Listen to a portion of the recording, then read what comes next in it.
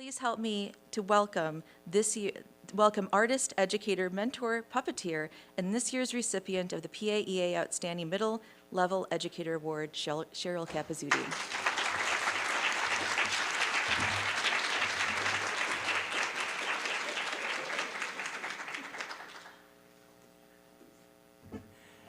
Thank you, Sue. That was really sweet. So it's such a pleasure to be here. I feel like I'm with my people. Like, I've worked with so many of you, and to be able to share the work that I do with you in this forum is really exciting. So I'm a puppet maker. I make giant puppets for parades. I am a sculptor. This is a sculpture made out of dryer lint from my project, the National Lint Project. I am a middle school art teacher, and this is my studio with kids making puppets. There I am with some of their puppets. I am a community activator and an artist who is making work out in the world of Pittsburgh almost every day. And I'm a parade director for First Night Pittsburgh. And all of these things, people are always like, well, how do you do that? That's crazy.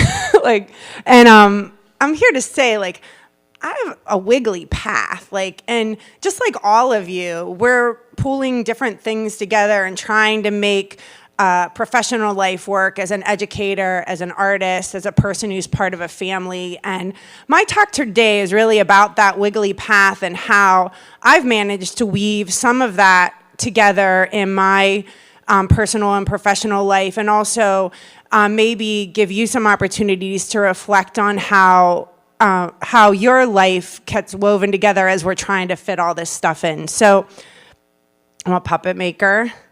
I sometimes wonder, how is it that I have 50 people over in my backyard turning cars into giant puppets this weekend, and then I'm making cardboard horses with 7th graders when War Horse is coming to visit, and fighting monsters the next weekend in Illinois, being the artist that gets to come in and make the giant monsters. That's a good gig. That's the gig I want every weekend, right?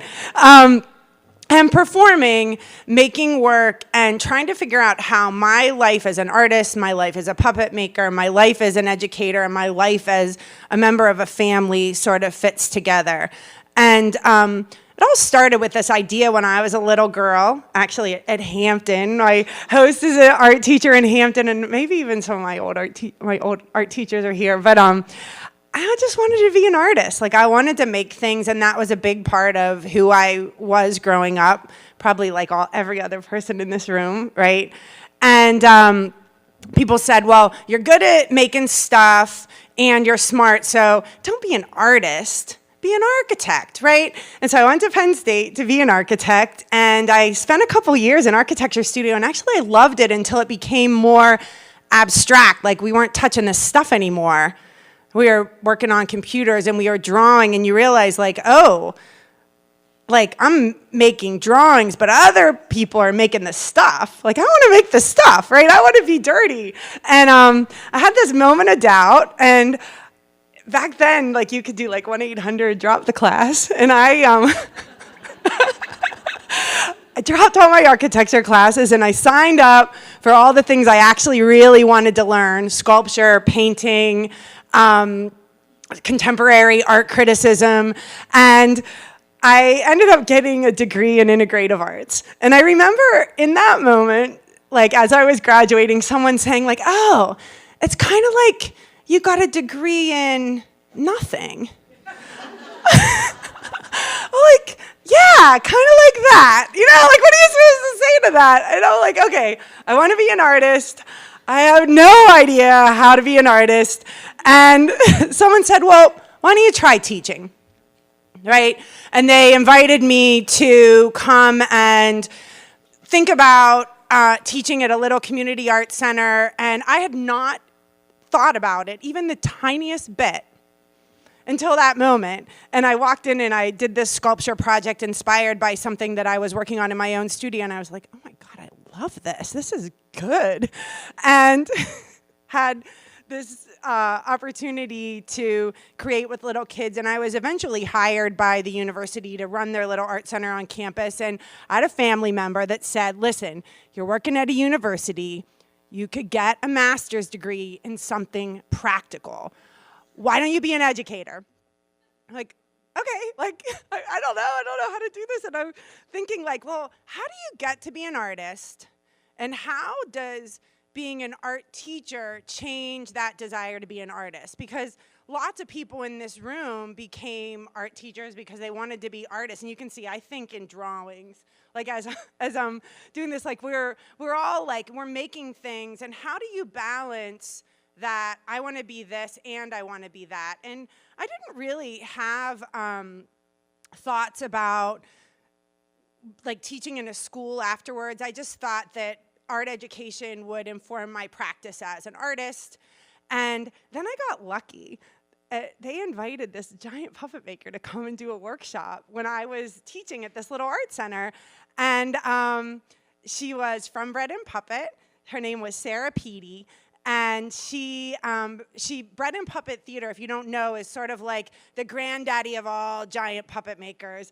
They're up in Vermont, but they're all over the country, and they bring, explore the use of giant puppets for parades and pageants, for celebration, and for complaint. You see them in a lot of political protests and a lot of other spaces. And Cheryl Capezzuti came and did a workshop at Penn State, and because I worked in this place, I was her assistant for a week. And this is Sarah. She directs First Night Boston. She's doing like stuff with Lincoln Center and Central Park. She's amazing. And I made a puppet. This is my first one. It's actually hanging in my house. And I was like, oh, this is kind of the right combination of my skill set.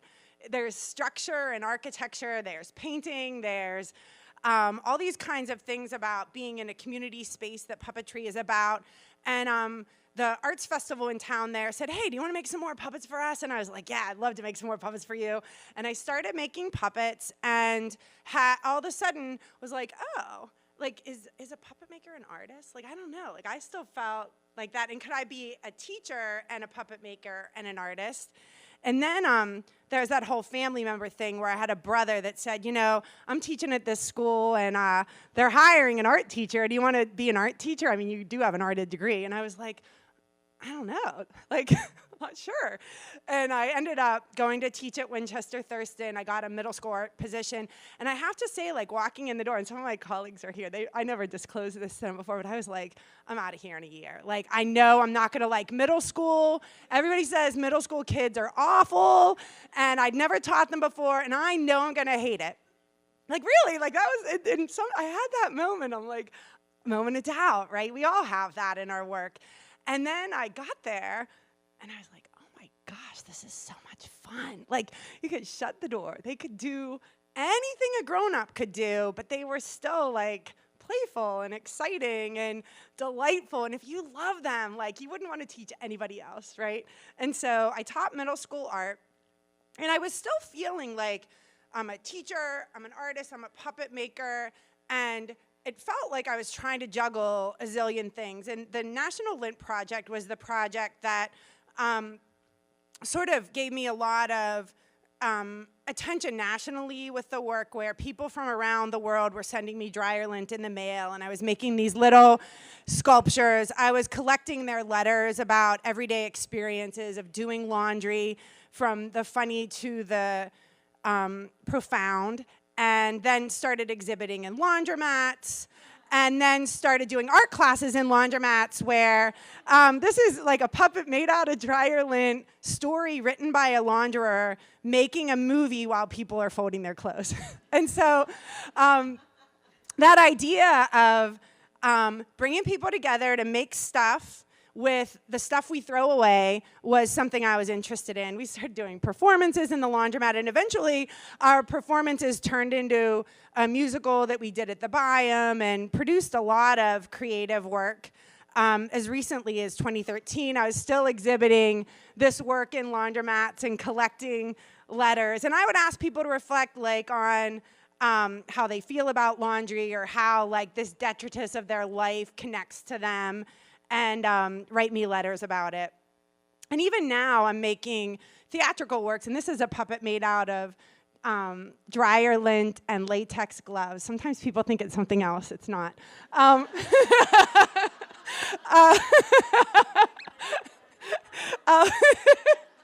And performing work and making that stuff. And of course, I'm making puppets, and I'm doing the lint project, and I'm teaching. And about 5 years into that, I was approached by the Pittsburgh Center for the Arts, and they said, hey, we've got this fellowship for a community artist to work full-time for a year to explore what does it mean to be making art in community spaces as opposed to a school space. And Winchester Thurston gave me a leave of absence for a year to do this. And it was really life-changing for me, that opportunity to be open to the possibility that there's other things that we could do with the work. And so I pursued that and then didn't end up going back to teaching. I spent 10 years just making art. And I'm a puppet maker, giant puppets for parades. And I'm just going to flick through some images so you can sort of get this sense of the work. This is the first night parade, community-made work in downtown Pittsburgh. It started with like 12 puppets and a marching band, and now it's about 300 giant puppets, 5 bands. It takes about 500 volunteers to run, so if you need something to do at 8 o'clock on New Year's Eve, I will set you up. It's pure joy to dance down the street, and you're done by 9, so you can still go do whatever it is you do, whether it's sleep or party. It's a true invitation, and it's an audience of 20,000 for a work of, made by many hands. And first night started, there is really who challenged me to start thinking bigger, like, can you turn a bike into a puppet? Maybe. Can you make a set of puppets that dance in unison? So this is my giant puppet dance drill team. How can you use light to incorporate into your work? So this is electroluminescent wire that in full dark lights up. And speaking of the moment of doubt, for this project, I worked with a lighting designer. We had a weekend. It was me, my assistant, him, his assistant, and we booked 20 hours to light these pieces, and at the end of 20 hours, we had one done. And we're like, oh boy. And that's where sometimes you have to lean into the community, right? And we ended up making a connection with a local university that had a lighting design class where kids would love to learn how to work with electroluminescent wire, and we ended up sort of transforming it into a learning opportunity for a lot of people, and it saved us. I started, people wanted floats. I'm like, well, if you want floats, you got to have a place to put floats and make floats, and they don't. So this is actually, once a year we rent a U-Haul, and this folds up to the size of this little thing right here, and it is a giant puppet Chinese dragon. And this is sort of one of the things I love to do on the weekends, like turn cars into giant puppets. And this is coming up this year. This is the Primanti sandwich puppet on your left. Yeah, so come down on New Year's Eve and check this out. These are just some process pieces of the work where people are coming together. And, like 50 to 70 people will show up to work. It's never just me anymore. I work with lots of artists and lots of people. My students come to my studio. Sometimes I take the studio to school and they help me with projects. This is sort of what it looks like. And then this is New Year's Eve with the cars coming to life as they're rolling down the street. And it looks like I made it, but I didn't make it. I made it with 100 other people, and other artists. And I think that when I think about community, I think of my school as my community of helpers. I think of my neighborhood. I think of my gym, people at my gym are coming and making puppets, dancing in puppets and stuff like that. The way that things get bigger, you can't do it all yourself, right? You have to lean into the world around you to make things happen that are bigger than yourself. Now, first night is what I think people recognize a lot with my work. this is another technique I've been working on, like sort of weaving with cardboard. And this is simple. Like, you don't have to have a budget to do this, right? This is like cutting strips of cardboard and stapling them together, paper macheing. And I paper mache. I don't paint my stuff. I paper mache with that colored banner paper that the schools have. In fact, I take, at the end of the year, when the teachers are taking their bulletin boards down, I just take that crumpled up paper and I save it, and then next year I use that for my paper mache projects. So, like it's cheap, it's free. And they look painted, right? This is another sort of group. It's a great project for many community hands. And we use these on the pedicabs on New Year's Eve. So like a way of turning a moving object into a puppet of some sort. And this was made actually by a group of 6th graders at my school in a community workshop. So my school, rather than saying like, oh, you're a puppet maker outside of school and you're a teacher in school, they've said, let's make our holiday party puppet making. And we do like we do a day in December where parents and kids come together and we make work together for this. I also do pageants. A pageant's different than a parade. Like a pageant tells a story, right? And this is Three Rivers Arts Festival.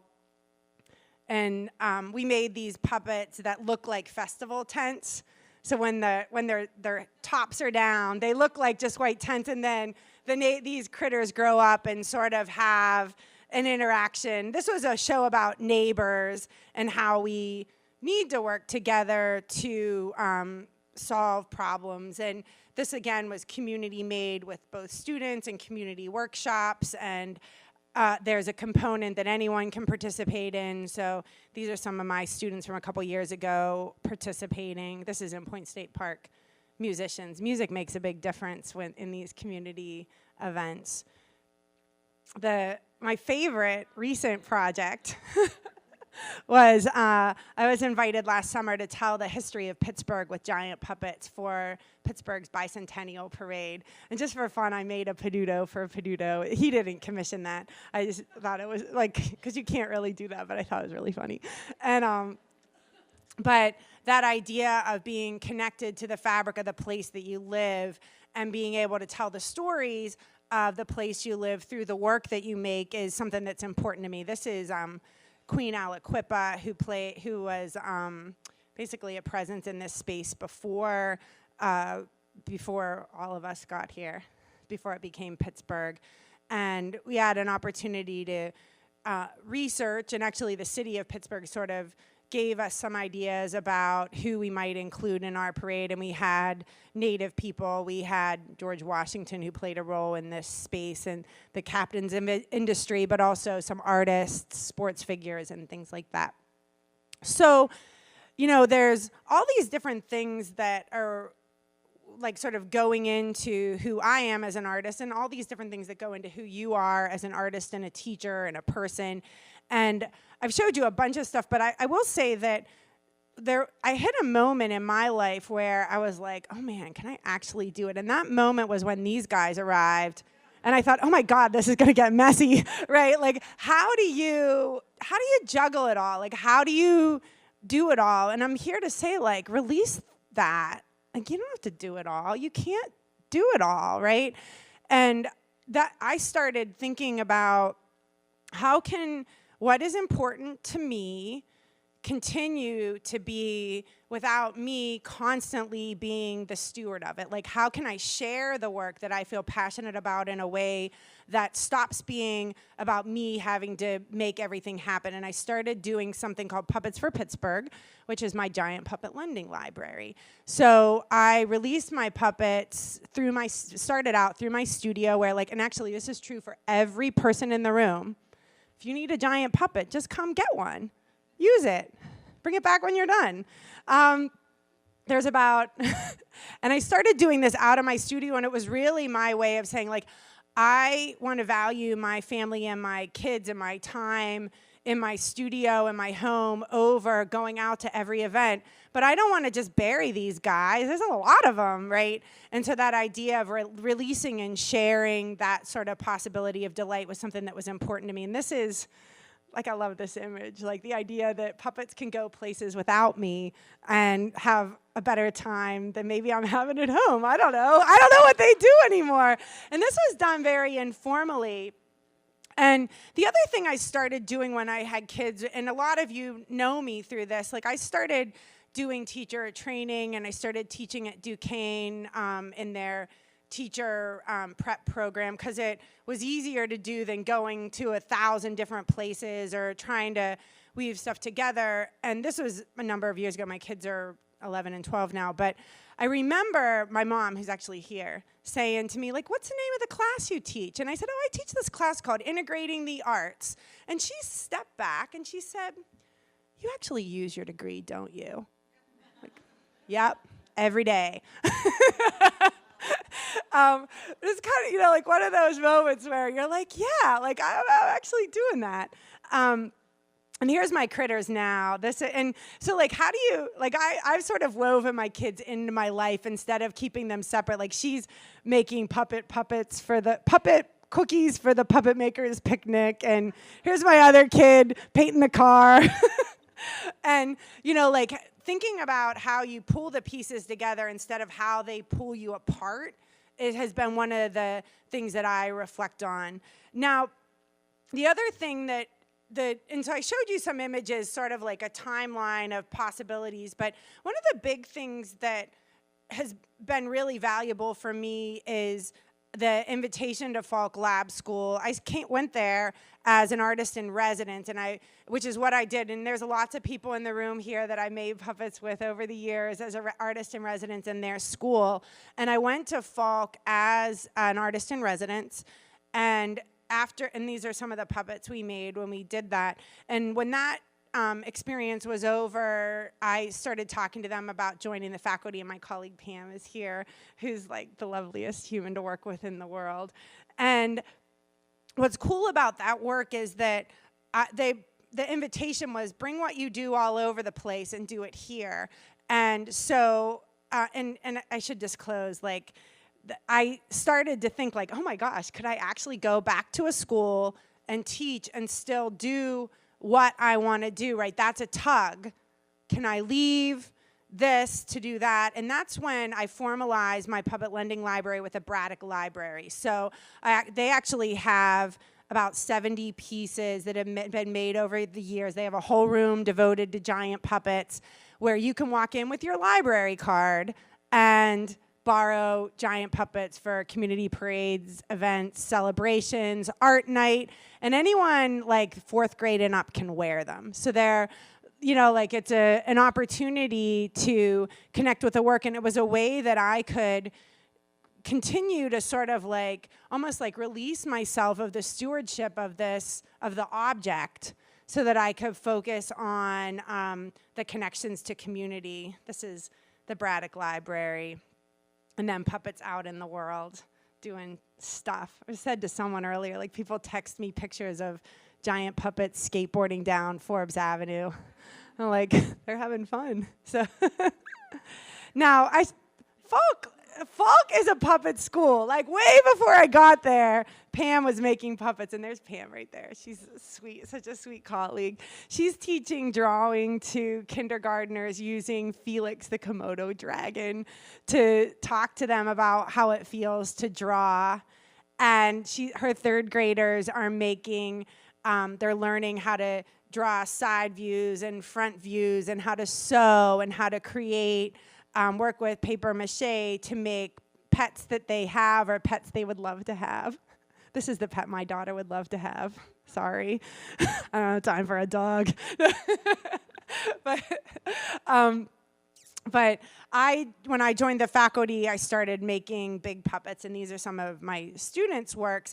And actually, what I started doing is making interchangeable bodies. So like the kids would make the heads, and then we'd pop them on the bodies, and they could dance and celebrate, and then they could just take the head home. They didn't have to take the whole body home, and then I could use it again. And so that's one of the things that I do a lot of, is sort of figuring out how to keep the joy in it and not necessarily be making these things that are so big. Like no parent wants to take that home, right? But they might hang the mask on the wall. But a lot of my work is small in scale. and I run the middle school studio, and I try to run it like I run my own studio, but with lots of choices and different challenges and deadlines and things that we have to do. But a lot of my time isn't actually scheduled, and that is something that is different than a lot of schools. But schools that want art integrated into other areas, and schools that believe in the sort of collaboration and connection and community 21st century skills, right? You can't collaborate if you're booked 6 periods straight, right? And advocating for that is something like if you want to integrate, you need to be available. People don't say, hey, Cheryl, make me puppets. We worked together to develop it. And these were actually 4th graders. They were writing animal lullabies, like what a parent animal would say to their baby animal. And so they became the parent. And they're just sock puppets. They're not fancy, right? But it's like a way to connect to like language arts and performance, and to create these these objects that bring a kid's idea to life. And I do a lot of puppetry there. Like, I have to say, like, finding a community where collaboration is embraced has been amazing. These are 5th graders actually doing bunraku puppetry, so they're actually in all black in hoods, as is true in the Japanese tradition, and they're sort of telling a story. And while one class is performing, the other class is playing music. And you don't get to do this unless you have a music teacher you have time to work with, right? And so collaboration happens when you have time and space, and you can advocate for that time and space if that's something that your school values. I also don't always make puppets. This is Pittsburgh Landmark. So this is, you can see the Cathedral of Learning from our sort of back terrace. And so kids in our school, in 3rd grade, when they're doing mapping, I'll work with them to make landmarks. And then we use the grid on our terrace to make a big map, and this is them with all their landmarks. And when they step away, we have our city of Pittsburgh. And again, this is like cardboard boxes and color paper mache. This isn't like expensive and fancy. But it's a way of sort of like integrating map making and art making and reflection on architecture and things like that. And you can see this is where we're right there by that incline. You see the red box in the lower right-hand side? That's the incline. And I think the P&L building is the white one next to it. So it's kind of cool to learn about your city in that kind of hands-on way.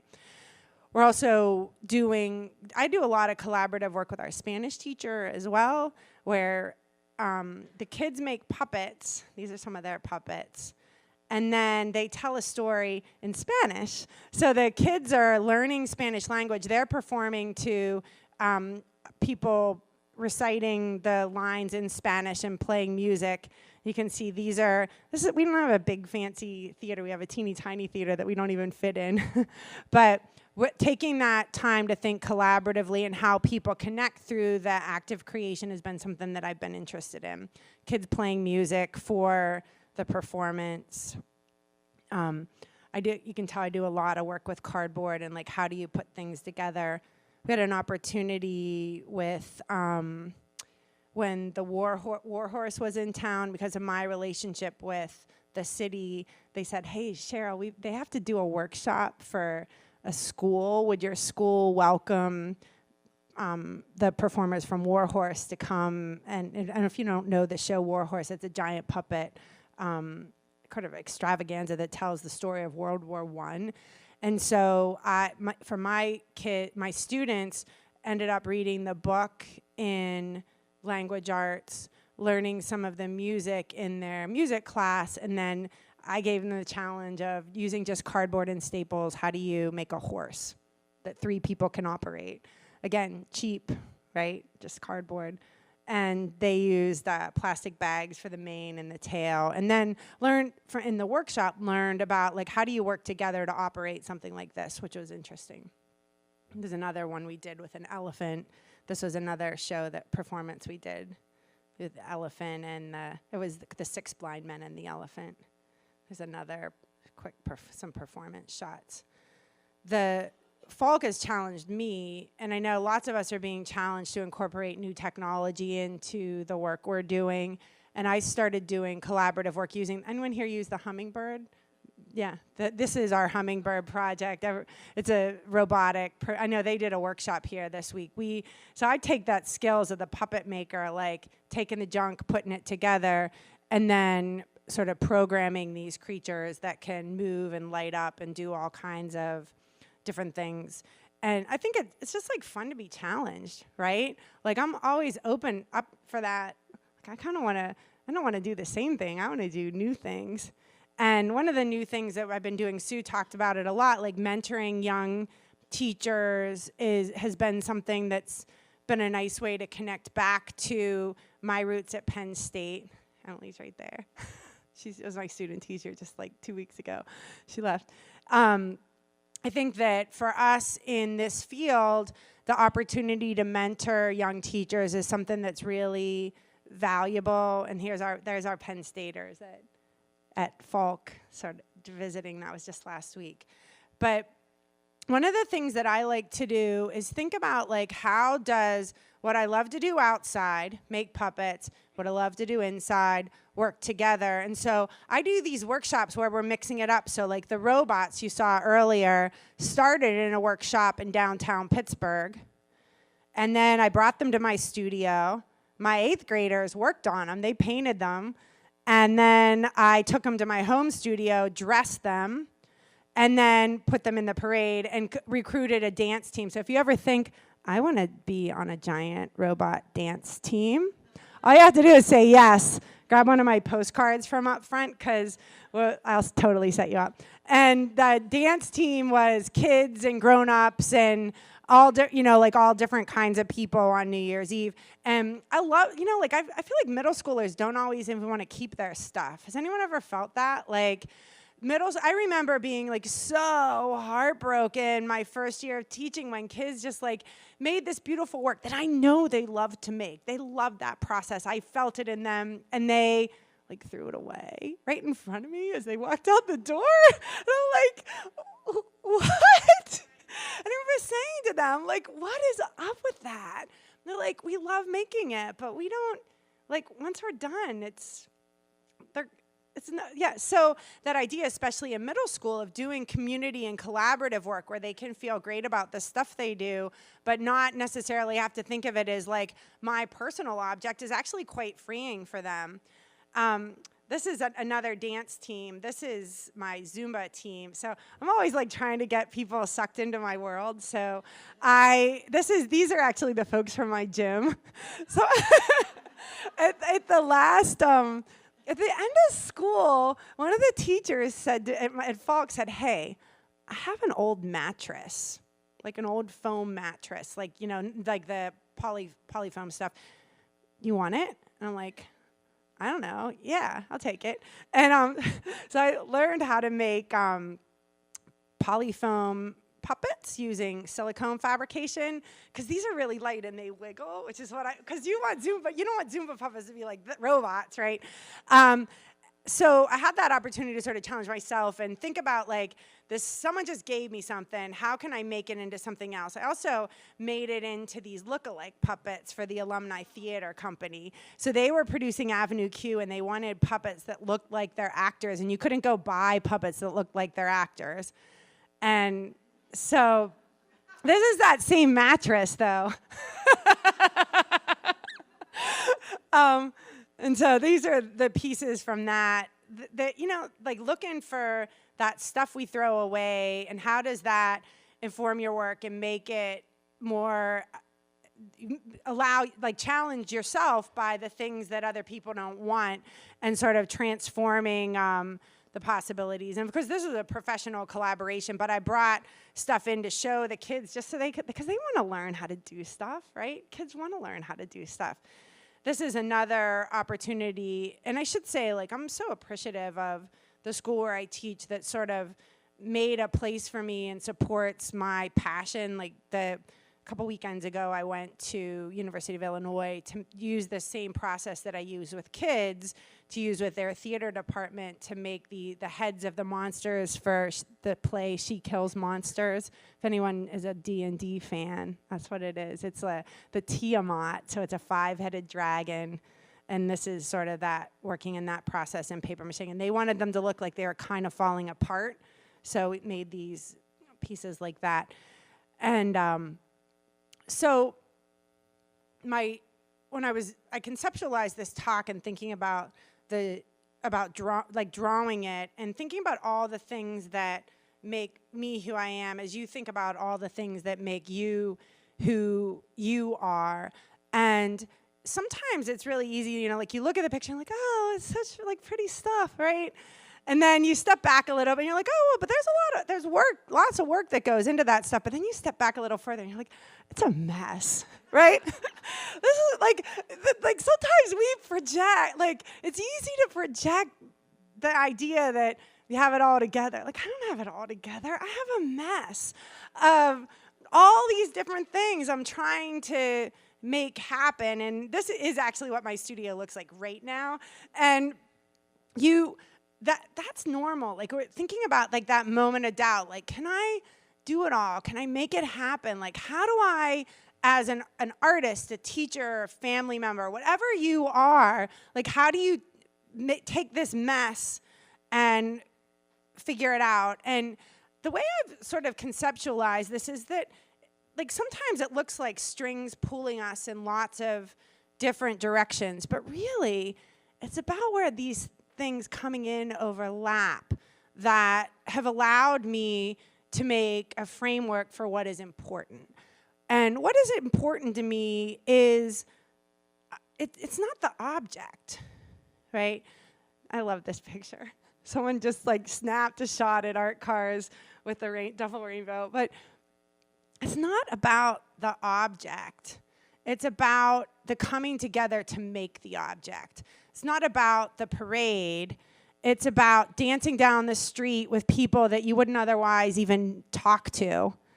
It's not about, and it's in those spaces that I think we find the value. And for me, so I've chosen specifically as an artist who's a puppet maker working in the tradition of puppet, of bread and puppet, I have chosen celebration over complaint. That I want my work activating community in a positive way to celebrate who we are. And I want to share it as widely as I can. Now, people always say to me, like, what if it gets broken?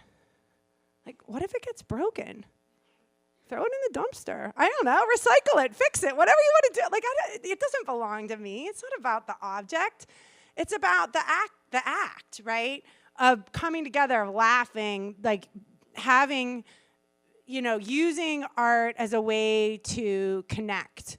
I seek those spaces that connect us, and I'm in a school where I can invite people in. I'm in a school where I can take kids out, but I also love to be in, I can invite people to my studio, and you do have to actually invite. Like, if you want to connect to community, you have to invite the community, right? Like, say, hey, come on over and get sticky with me, or whatever it is. People say yes all the time.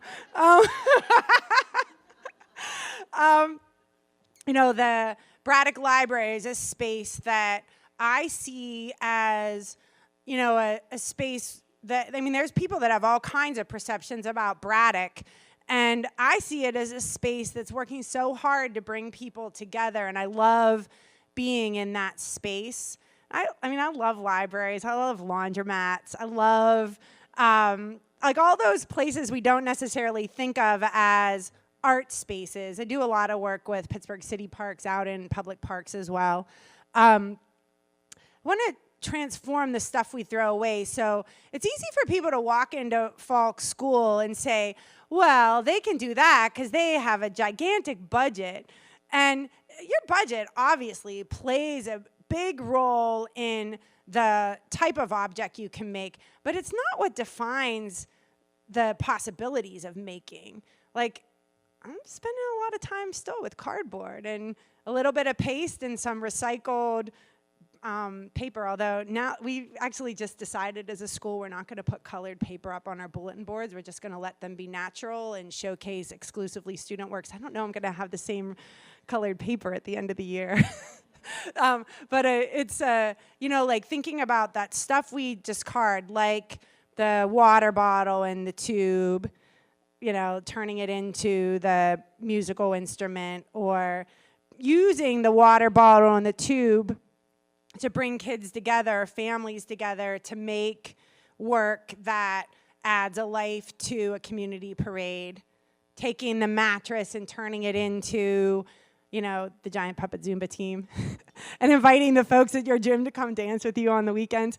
But, if you are sitting there thinking, I want to do that, I've got a rehearsal tomorrow, set you up. And then next Saturday, we're performing at our neighborhood festival. So if you think like, actually, I want to do that, come. So finally, like Vanessa yesterday talked about the act of love, the act of joy, it's just so inspiring, right? And I think that idea of like bringing delight and joy and love into the work you do, and loving the kids, loving the community, figuring out like where do you fit in the world, and how do you love that space so much that it becomes what you need. And for me, that has been about reflecting on the things that I love to do, as we all do, and the things that we have to do, and how do you put that together in a life that doesn't just feel like a big mess, but feels like it is working out. And there's a magic in art making. I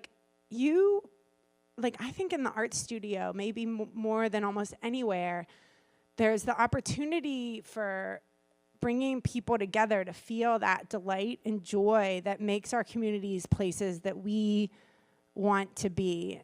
And this is my backyard studio. I just loved the way the light was shining down, but it happens everywhere.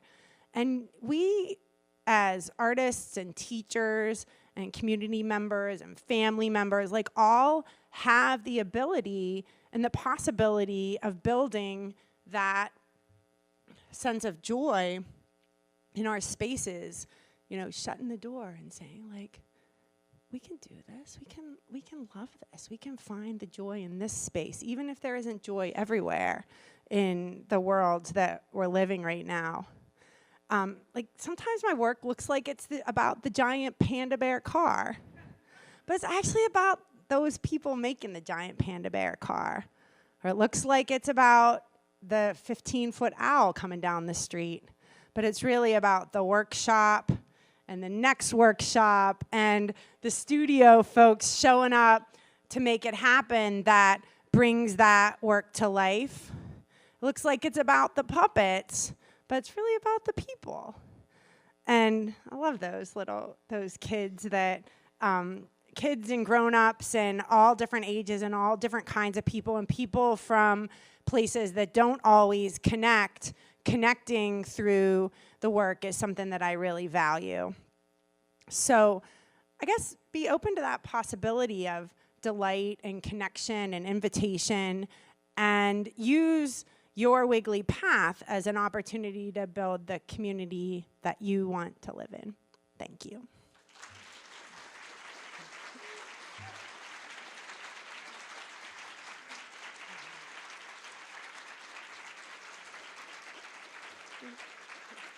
And you're welcome. If you want to grab a postcard and contact me about getting involved, I'd love to have you. So please do. They're right up there.